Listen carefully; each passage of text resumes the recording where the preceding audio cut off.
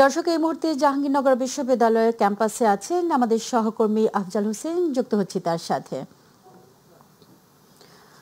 Afzal, vote গণনার সার্বিক পরিস্থিতি কেমন দেখছেন? গণনা শেষ হতে কত সময় লাগতে পারে এমন কিছু জানতে পেরেছেন কি? আমাদেরকে জানান।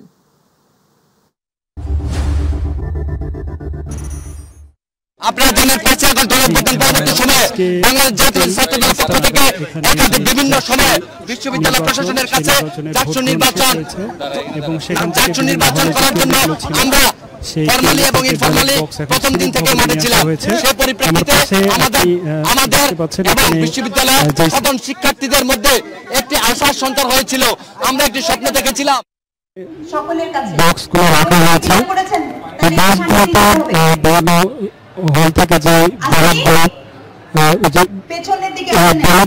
ব্যালট বক্সে ব্যালট পেপার আছে এবং আপনি দেখতে পাচ্ছেন এখানে যারা ব্যালট পেপার করতে আছেন তারা প্রস্তুত আছেন।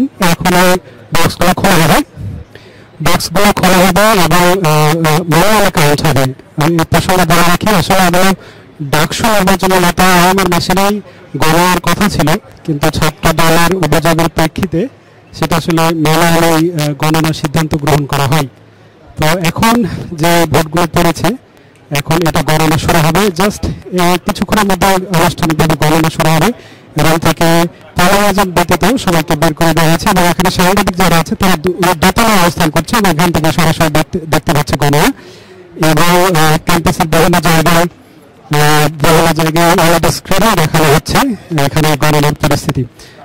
আমরা যেটা জেনেছি যে এখন গণনা যদি শুরু হয় তাহলে এটা শেষ হতে হতে মধ্যরাত বা সকাল হয়ে যাওয়া অসম্ভব নয়, যেহেতু দীর্ঘ সময় এটা গণনা চলবে এবং ম্যানুয়ালি গণনা এবং 25টি পদের রেজাল্ট আসতে আসলে দীর্ঘক্ষণ সময় লেগে যেতে পারে বলে সংশ্লিষ্টরা জানিয়েছেন।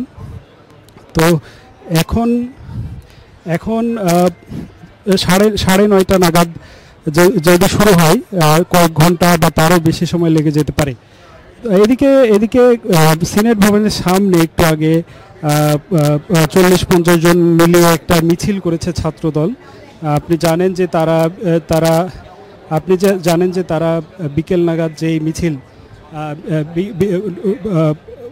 বিকেল 4টা নাগাদ তারা যে নির্বাচন বয়কট করে তারপর থেকে তারা মিছিলের প্রস্তুতি নিচ্ছিল এবং একটু আগে সিনেট ভবন যেখানে গণনা চলছে সেই ভবনের আগে একটু হালকা একটা মিছিল করেছে। এছাড়া সবকিছু পরিস্থিতি স্বাভাবিক আছে এবং আপনি একটু আগে দেখলেন যে এখানে গণনা চলছে। তো গণনা শেষ করা পর্যন্ত আসলে আমাদের অপেক্ষা করতে হবে জাকসুর পরবর্তী ভিপি বা নেতৃত্ব কাদের হাতে যেতে চলেছে। আমার কাছে এই ছিল জাকসু নির্বাচনের সবশেষ।